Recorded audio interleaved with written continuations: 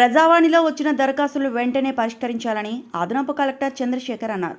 సోమవారం సంగారెడ్డి కలెక్టరేట్లో నిర్వహించిన ప్రజావాణికి 59 దరఖాస్తులు అందాయి.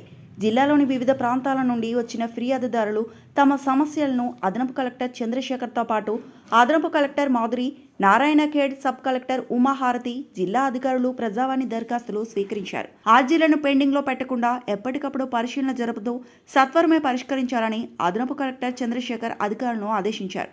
ఈ కార్యక్రమంలో వివిధ శాఖల అధికారులు పాల్గొన్నారు.